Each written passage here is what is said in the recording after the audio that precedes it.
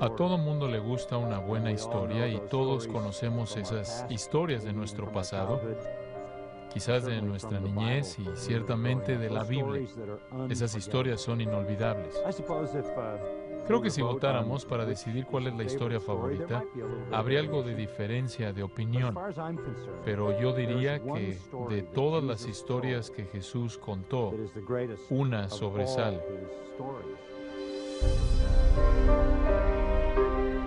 Es la historia que llamamos la parábola del hijo pródigo. En un sentido, creo que no es el mejor título, porque es presentada con estas palabras. Un hombre tenía dos hijos.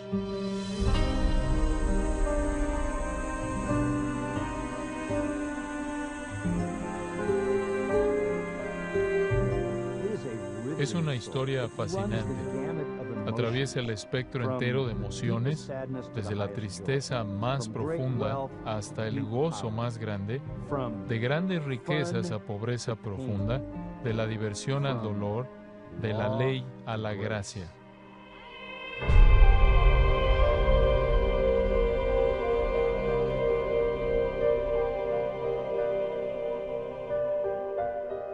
Esta historia tiene mucho más de lo que se ve inicialmente. Hay verdad espiritual grande, profunda, que puede ser fácilmente pasada por alto. Ahora, regresando por un momento al concepto de las parábolas de Jesús, como son llamadas, la palabra parábola viene de un término griego que quiere decir colocar algo al lado. Y la idea era colocar una historia al lado de una verdad espiritual para que esa verdad espiritual fuera clara.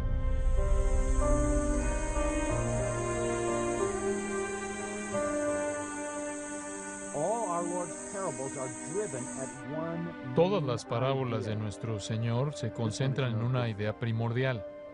Esta no es diferente.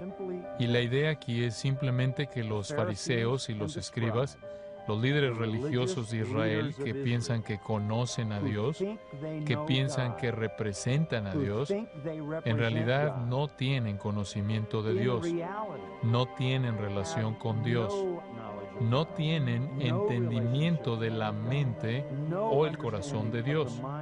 Y la pregunta es, ¿por qué?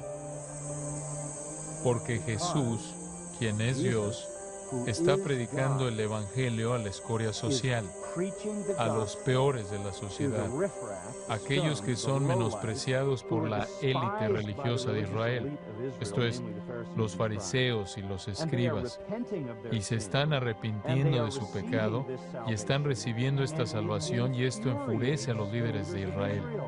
Están muy enojados. Pensaron que conocían a Dios. Jesús es Dios. Jesús desenmascara el hecho de que no sabían nada acerca de Dios. No sabían que Dios encontraba su gozo en el arrepentimiento de pecadores, no en la justicia personal de hipócritas. Y entonces en Lucas 15, Jesús les cuenta tres historias a los fariseos y a los escribas. La historia de un hombre que perdió su oveja y la encontró y organizó una fiesta. Una historia de una mujer que perdió una moneda y la encontró y organizó una fiesta. Y después la historia larga de un padre que perdió un hijo y se reconcilió con él y organizó una fiesta. Y Jesús dijo que todo esto refleja la fiesta que hay en el cielo cuando un pecador se arrepiente.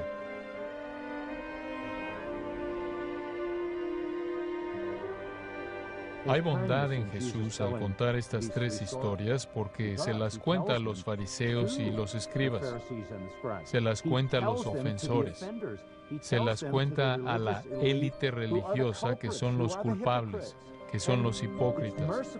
Y es misericordioso porque es una advertencia de que estás totalmente alejado de Dios.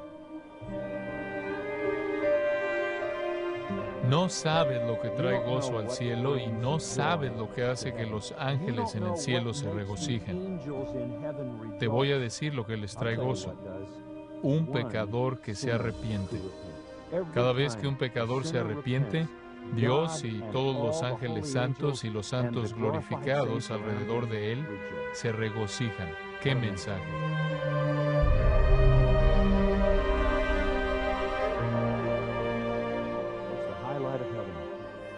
Lo más sobresaliente en el cielo es cuando un pecador se arrepiente.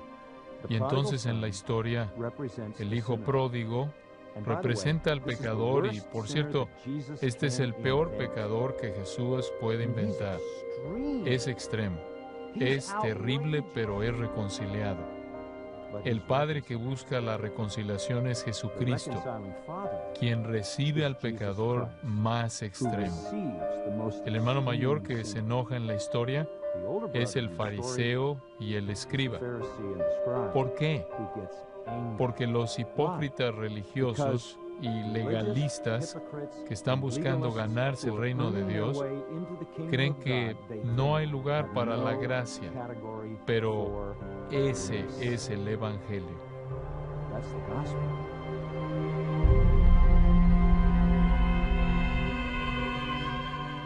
En esta simple historia, Jesús señala que solo hay dos posibilidades. O recibes la salvación por tus propias obras, vienes en arrepentimiento, reconociendo tu pecado, y recibes la gracia de un Padre que busca la reconciliación. Solo hay dos posibilidades. ¿Y tú? ¿Estás dependiendo de tus propias obras para ganarte el favor de Dios?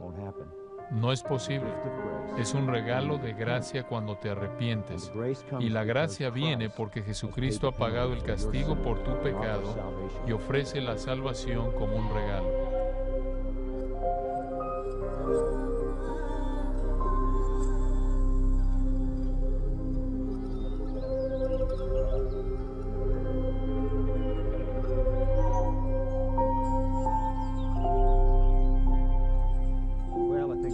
Bueno, creo que casi todo el mundo conoce la historia del hijo pródigo. Pero me pregunto si conoces la historia entera.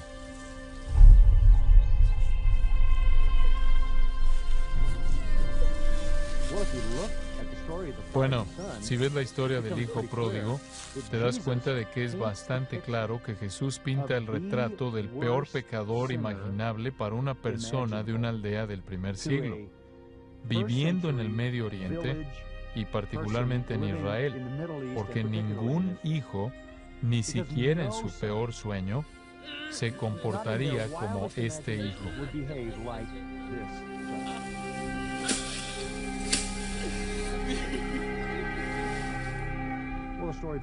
Bueno, la historia comienza así. Este hijo joven se acerca a su padre y dice: «Padre, quiero mi parte del patrimonio familiar en este momento». Después de oír esto, los fariseos y escribas a quienes Jesús está contando la historia sacudirán sus cabezas. Mirarían hacia arriba y dirían: «Eso es horrible. Ningún niño judío decente haría eso. No vas con tu padre y le pides tu herencia hasta que está muerto». Eso sería equivalente a decir: «Me gustaría que estuvieras muerto. No te quiero en mi vida. No quiero tu autoridad en mi vida. No quiero tu presencia en mi vida. Quiero mi parte de la herencia en este momento y quiero salir de esta familia».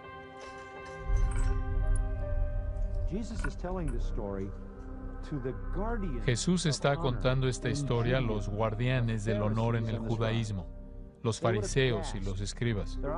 Estarían boquiabiertos. Sus ojos estarían mirando hacia arriba, habrían sacudido sus cabezas como si esto es ridículo. Nadie haría esto. Para empeorar las cosas, la historia dice que se acabó su parte de la herencia rápidamente. En pocos días, convirtió su parte de la herencia en dinero en efectivo. Impresionante. ¿Cómo va a hacer eso? ¿Cómo vas a convertir una gran cantidad de tierra, cultivos, animales que constituyen, digamos, un tercio de esta herencia enorme? Bueno, solo hay una manera. Vende barato.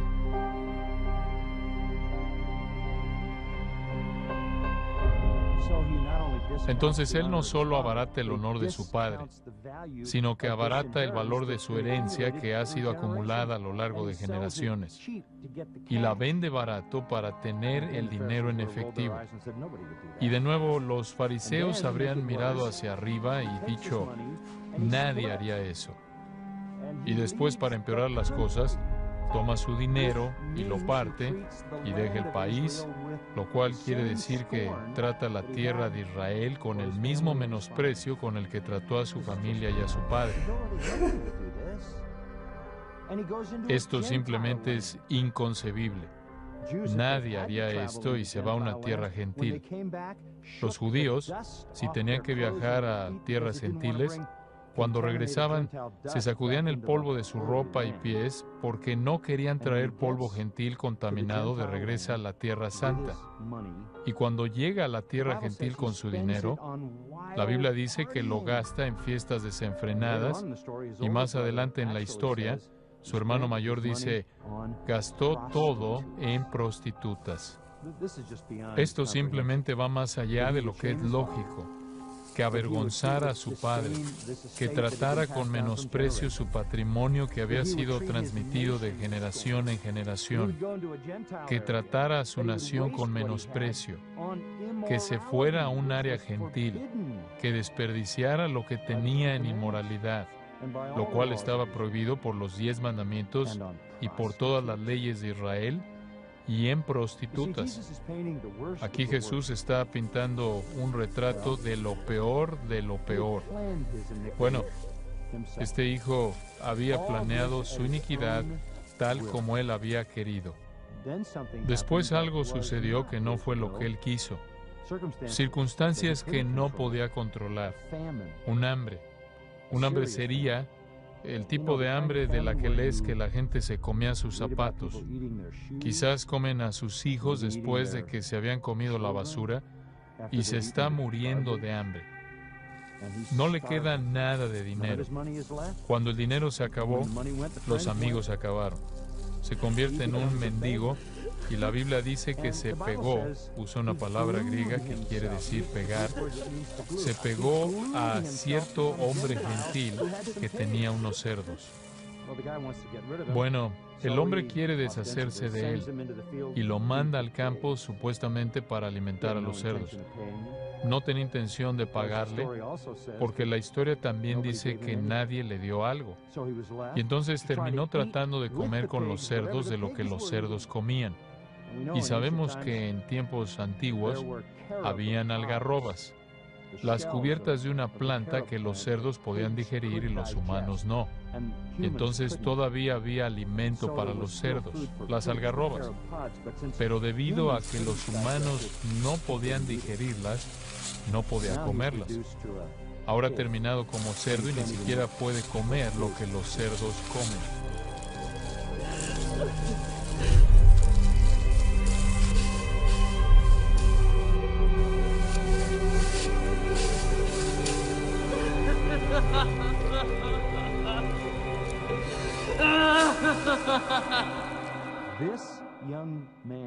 Este joven que Jesús creó es un símbolo de los pecadores y las prostitutas y lo más bajo de la sociedad y los publicanos que estaban viniendo a él en arrepentimiento y recibiendo salvación.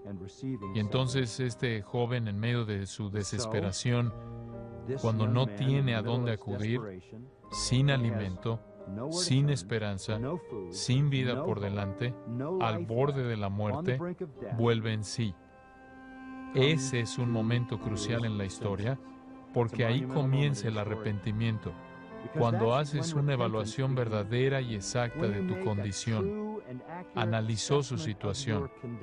Estaba al borde de la muerte, sin lugar alguno al cual volverse, y entonces recuerda no solo su horrible condición, sino que recuerda a su padre, y que su padre es rico, y que su padre es muy generoso. En la historia, él de hecho dice, los siervos contratados por mi padre tienen más que suficiente. Ha quedado agotado debido a su iniquidad y va a perecer. Es como si la boca del infierno se está abriendo para recibirle. Y entonces se acuerda de que hay una persona que lo ama, que tiene muchos recursos y que es alguien extremadamente generoso. Y se dice a sí mismo, iré a mi Padre y le diré, he pecado. Literalmente, he pecado tan alto como el cielo. Mis pecados están tan altos como el cielo. No soy digno de ser tu hijo. No estoy pidiendo la reconciliación. No estoy pidiendo ser recibido como hijo.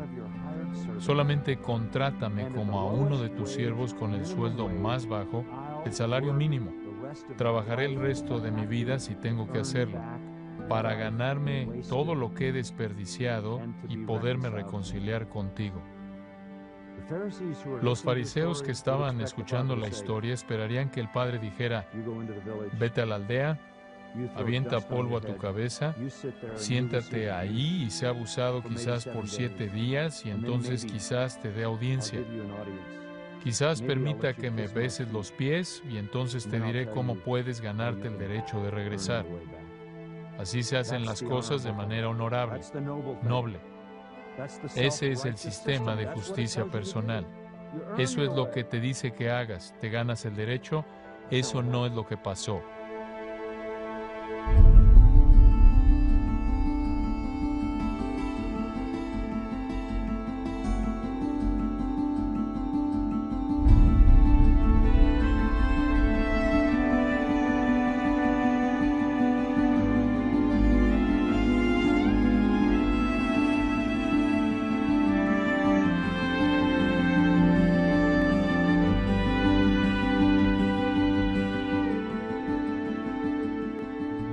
Puedes verte a ti mismo o a alguien que conoces como un pródigo extremo. Hay un Padre amoroso que está esperando y que se ha revelado a sí mismo en Jesucristo, quien ofrece únicamente por gracia la reconciliación completa y está contento de tomar al pecador vergonzoso y hacerlo un hijo con todos los derechos y todos los privilegios. Eso es gracia.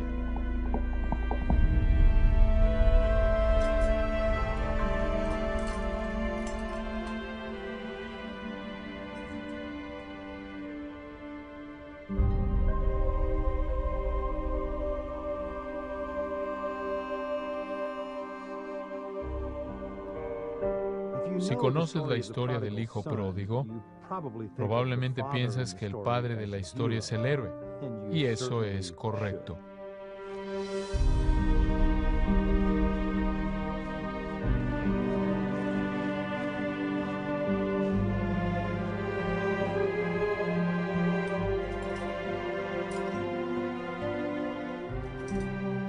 Un padre no podía haber sido más deshonrado que el padre en esa historia.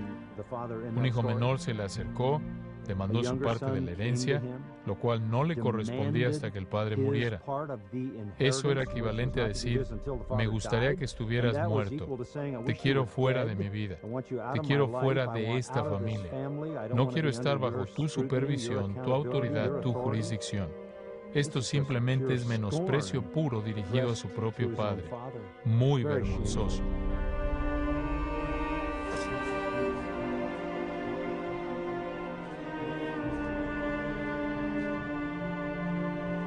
Él multiplica esa vergüenza al convertir la herencia que le concedió su padre en dinero en efectivo, lo cual solo podía pasar en unos cuantos días, como la historia dice, si hubiera vendido barato. Entonces, no tiene respeto hacia el patrimonio inmensamente grande que ha demandado el trabajo acumulado de varias generaciones. Ahora recuerda, él había planeado regresar y dijo en su pequeño discurso que ensayó, Padre, no soy digno de ser tu hijo, simplemente seré un siervo contratado y me ganaré el derecho de regresar. Lo que realmente estaba diciendo era coherente con el sistema legalista en el judaísmo, que en esencia decía: si quieres ser reconciliado con Dios, si quieres ser restaurado, los rabinos decían: debes hacer restitución completa. Entonces él estaba preparado, porque de otra manera moriría, para regresar, y si tenía que hacerlo, trabajar como un empleado contratado por el resto de su vida para volverse a ganar todo lo que había desperdiciado, con la esperanza de que eso llevara a la reconciliación.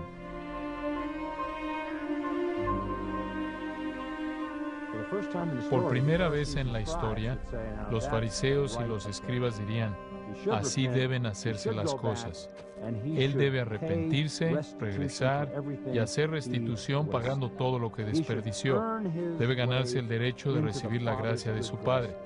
Eso es lo que haces en un sistema de obras legalista, de justicia personal.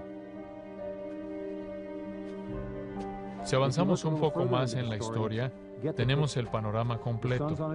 El hijo va camino a casa. El padre, dice el texto, lo ve cuando aún estaba lejos. ¿Cómo podía suceder eso? El padre tenía que estar buscándolo. Así es Dios. Es un Salvador buscador. Está buscando al pecador. No se rehúsa a recibirlo. Ve al penitente que viene de regreso.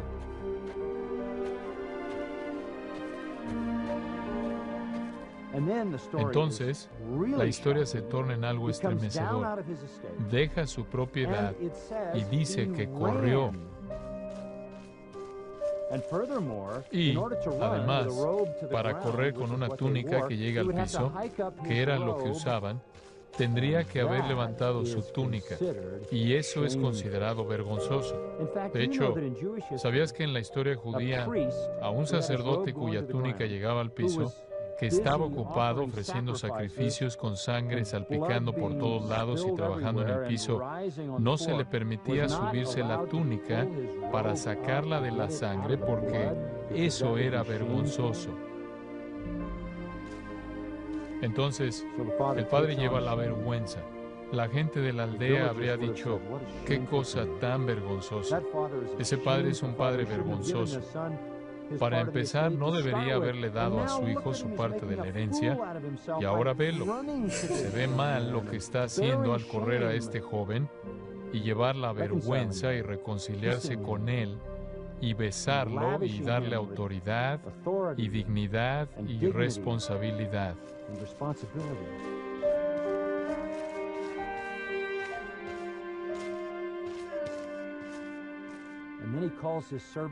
Entonces, él llama a sus siervos y les dice: tráiganme inmediatamente mi mejor túnica. Ese era el símbolo de dignidad, honor. Entonces dice: traigan sandalias. Ese era un símbolo de la relación de un padre e hijo. Los esclavos andaban descalzos, los hijos usaban sandalias. Traigan un anillo y pónganlo en su dedo. Ahora, un anillo era un anillo con un emblema que presionaba sobre cera para sellar un documento importante. Le dio dignidad total. Lo recibió como hijo y le dio autoridad completa como miembro de su familia, como un verdadero hijo. Esto deja sin palabras a los fariseos y escribas, porque están convencidos de que la única manera en la que puedes reconciliarte con Dios es ganártelo por ti mismo mediante tus propias obras, por tu justicia personal.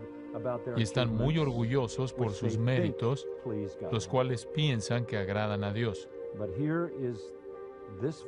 Pero aquí tenemos a este Padre, quien ilustra a Dios en Cristo, quien descendió de la gloria, quien se humilló a sí mismo y corrió por las calles polvorientas de nuestro mundo, llevó nuestra vergüenza, y esto para abrazarnos y llegar a sernos sus hijos.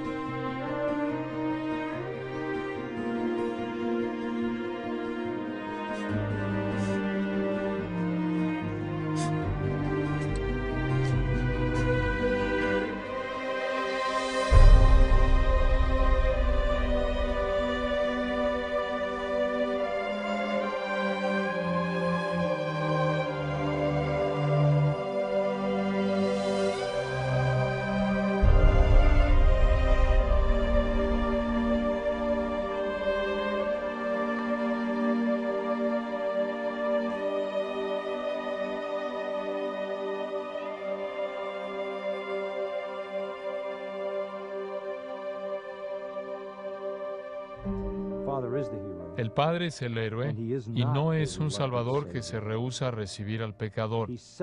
Celebra a todo pecador que viene y recibe a todo pecador. ¿Por qué? Por su propio gozo, por el mero gozo de recibir a ese pecador. Esa es la razón por la que las dos historias anteriores en Lucas 15 nos dicen que cuando la oveja fue encontrada, el cielo se regocijó.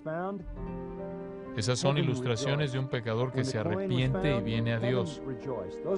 Jesús estaba diciendo, Dios encuentra su gozo en la recuperación de pecadores perdidos. Ahora, Él no es un Salvador que se rehúsa a salvar. Todo el cielo se regocija cuando un pecador se arrepiente. Algún día, algunos de nosotros que conocemos a Cristo y lo amamos, nos uniremos a esa celebración.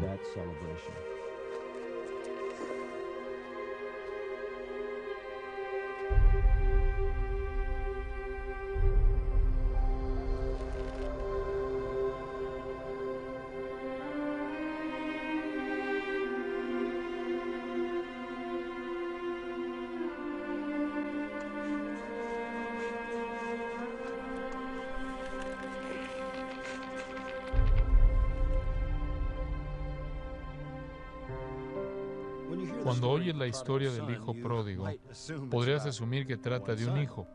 Pero Lucas 15, el capítulo en donde la historia es dada por nuestro Señor, comienza de esta manera.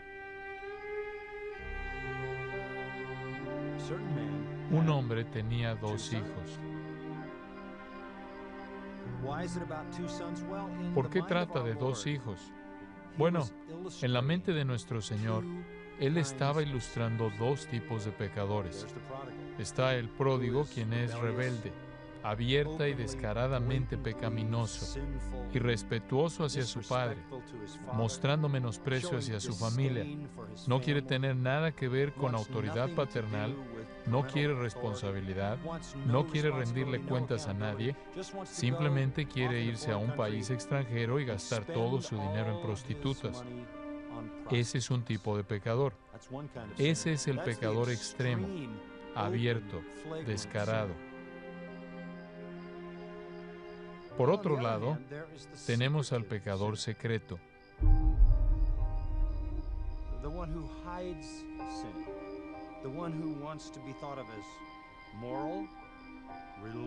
El que esconde el pecado, el que quiere ser visto como moral, religioso, espiritual, justo, pero no es menos pecador, simplemente lo encubre.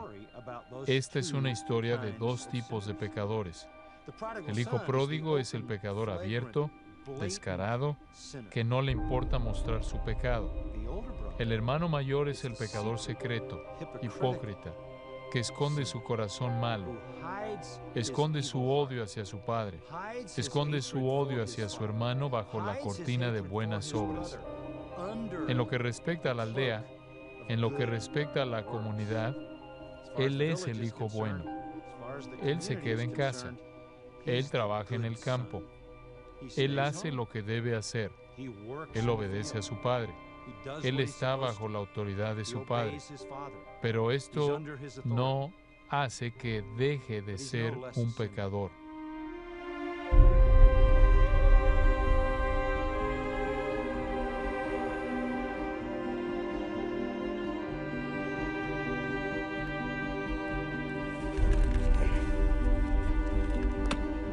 Él odia en secreto a su hermano. Dices, ¿cómo sabes? Bueno, ¿dónde estaba al principio de la historia? ¿Dónde estaba cuando ese hijo, el hijo menor, su hermano, a quien debería haber protegido de malas decisiones, dónde estaba cuando ese hijo menor vino y pidió su herencia y avergonzó a su padre? No está en ningún lugar. No está en ningún lugar en la historia cuando el hijo menor viene. Él no previene nada. No está en ningún lugar en la historia cuando el hijo menor se va. Él nunca está ahí para alentar a su padre y proteger la honra de su padre. ¿Por qué? Porque no tiene relación con ninguno de ellos. Está en la casa, cumple su deber, hace lo que se espera de él, pero es el pecador secreto, el hipócrita.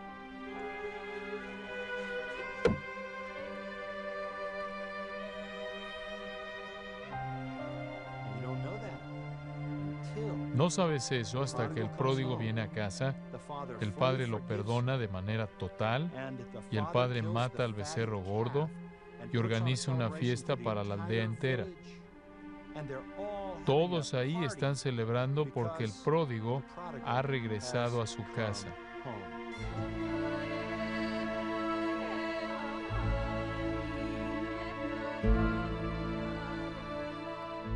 En ese momento el hermano mayor llega del campo. Ha estado ahí afuera cumpliendo con su deber. Lo que tenía que hacer. Lo hizo a regañadientes, con resentimiento, probablemente con enojo, deseando que su padre estuviera muerto, pero lo hizo porque quería mantener la ilusión de que él era el hijo bueno, el que era religioso, responsable. Pero la realidad fue conocida cuando se apareció y oyó que había una fiesta. Escuchó música, danzas. ¿Qué está pasando? Entonces llama a un siervo y dice, ¿qué estaba sucediendo? ¿Cómo es posible que yo no supiera de esto? Bueno, no tenía relación con el padre, estaba distante del padre. Esta es la implicación de eso. ¿Qué está pasando? Dice, y el siervo dice con gusto, deberías estar feliz por esto. Tu hermano que está perdido es encontrado. Hay una celebración en toda la aldea por la gracia que tu padre le ha mostrado a tu hermano. ¿Cuál fue su respuesta?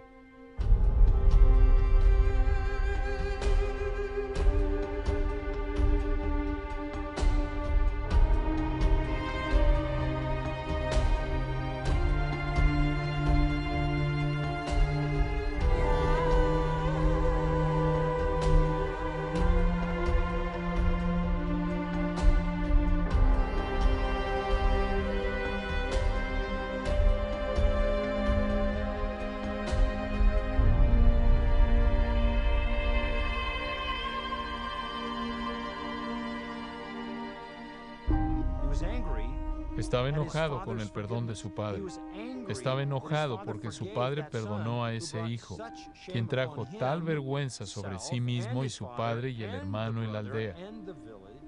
Él no tenía lugar para la gracia. Estaba muy enojado porque este padre perdonó a este hijo pródigo. Y aquí encuentras el punto clave de la historia.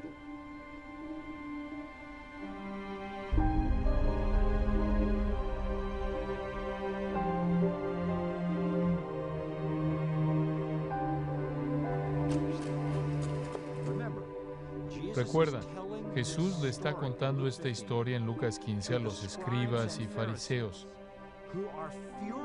los que están furiosos con él porque recibe y perdona pecadores y hasta se reconcilia con ellos. No tienen lugar en su mundo religioso para la gracia y el perdón dado de manera gratuita. Y ellos tampoco entienden el gozo de Dios por un pecador que se arrepiente. ¿Sabes una cosa? Esa es una triste, triste realidad. La gente religiosa, la gente que cree que es justa, la gente que trata de ganarse el derecho de ir al cielo, que trata de ganarse el cielo por sus propias obras, se resiste a lo único que los puede salvar: gracia.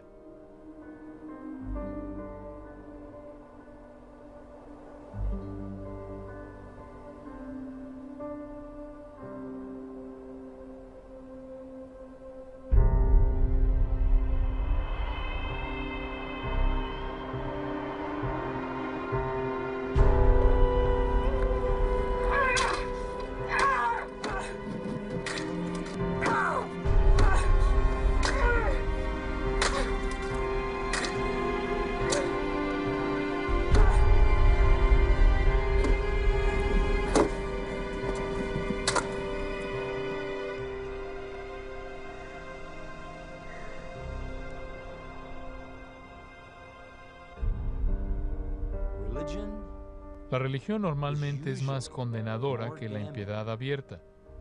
Los religiosos son difíciles de alcanzar porque están convencidos de su propia justicia personal. Pero Dios, en Cristo, ofrece perdón a ambos y a todos los pecadores en medio de estos dos extremos que estén dispuestos a venir a Él. Esa es su gracia, y esto lo hace para su propio gozo.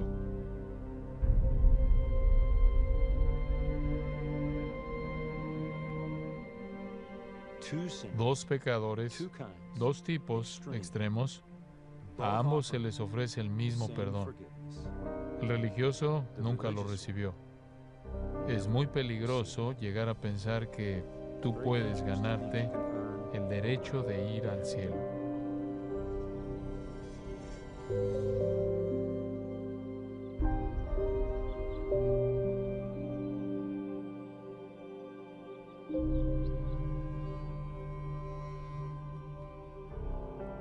A todo mundo le encanta una historia de perdón y reconciliación, y una de las más grandes de esas historias es la que Jesús contó acerca del hijo pródigo. Un joven que no respetaba a su padre, no respetaba a su familia, no respetaba a su aldea, no respetaba a su nación y en última instancia no se respetaba a sí mismo. Huyó con la herencia que realmente no merecía y la desperdició en prostitutas. Terminó en una pocilga con cerdos, tratando de comer lo que los cerdos comen simplemente para sobrevivir en medio de un hambre. Avergonzó a su padre, avergonzó a su familia, avergonzó a su aldea, avergonzó hasta su nación, y cuando volvió en sí, no tenía a dónde acudir sino a su mismo padre, y regresó.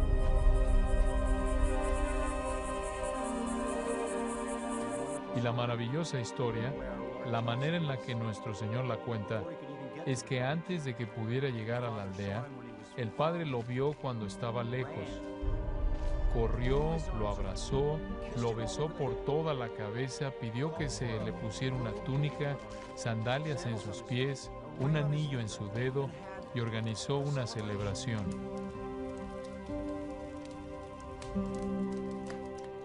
Pero esta es una historia de dos hijos, ¿no es cierto? Comienza de esta manera. Un padre tenía dos hijos. Normalmente cuando llegamos a la parte de la reconciliación y de la fiesta, el resto de la historia en cierta manera se desvanece. Pero el resto de la historia es probablemente la parte más importante.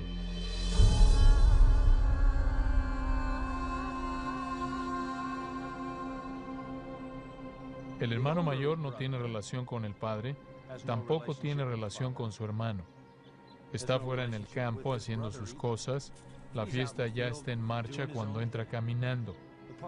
Encuentra a un siervo y le dice al siervo, al oír música y danzas, ¿qué está pasando? El siervo dice, bueno, mira, tu hermano ha venido a casa y hay una celebración muy grande porque tu padre se ha reconciliado con él. Pero ¿cuál es su actitud? Está furioso. Está muy enojado con su padre por la manera en la que ha recibido a su hijo y cómo se ha reconciliado con él. ¿Qué tan furioso está el hermano mayor? No va a ir a la fiesta, se rehúsa a ir, no va a celebrar. Cuando el padre viene a hablar con él y lo invita a venir, simplemente expresa su enojo a su padre, descarga su furia. De hecho, la historia termina así en las Escrituras. El padre dice, era necesario hacer fiesta y regocijarnos, porque tu hermano era muerto y ha revivido, se había perdido y es hallado. Fin de la historia. Ahora dices, eso no parece ser exactamente un buen fin. ¿Qué le pasó al hermano mayor?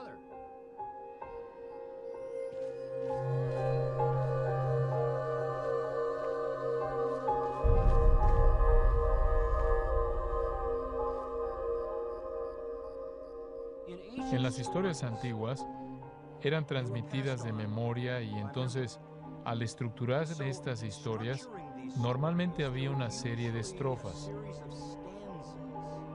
Sería más fácil recordar una historia si tenía estrofas específicas y, con mucha frecuencia, si era una historia más larga, habían estrofas paralelas. De hecho, hay 8 estrofas que tratan con el hijo menor y el padre, y paralelas a estas, debería haber 8 estrofas que traten con el hijo mayor y el padre, pero únicamente tenemos 7 estrofas. Cualquier persona en la cultura del Medio Oriente reconocería el hecho de que el fin había sido dejado fuera. ¿Cuál fue la respuesta del hijo mayor? Bueno, escribamos una. El hijo mayor se sintió culpable, se arrepintió de su odio hacia su padre y su hermano, le pidió al padre que le perdonara. El padre lo abrazó, lo besó, se reconcilió con él, se lo llevó a la fiesta. Me gusta ese fin. Desafortunadamente, ese no es el fin correcto. Hay un fin en la historia y, si usas el lenguaje de la historia, podría escucharse así. El hermano mayor estaba tan furioso con su padre que tomó un pedazo de madera y golpeó a su padre hasta matarlo. Dices, espera un momento. ¿En dónde está esto? Bueno, eso no está en esta historia. Ese es el fin que los fariseos y los escribas escribieron en la historia. Y esto algunos meses después, cuando tomaron madera y la usaron para matar al Señor Jesucristo.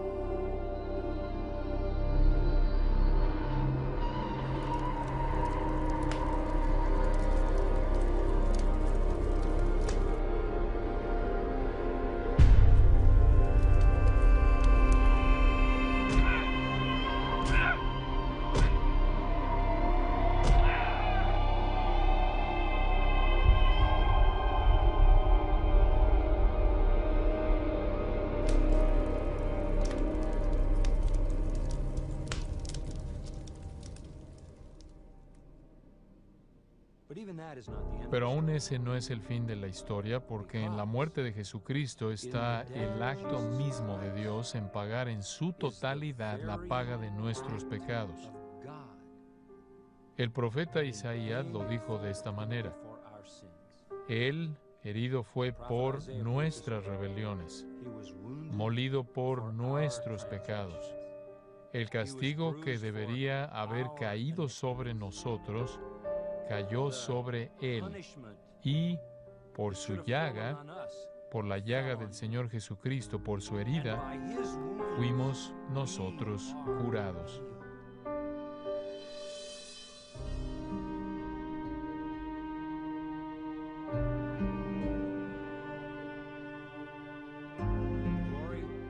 La gloria del Evangelio se encuentra en la muerte de Cristo, en donde Jesús muere, no solo en manos de los romanos bajo la voluntad de los líderes judíos, sino que Él muere bajo la mano soberana omnipotente de Dios.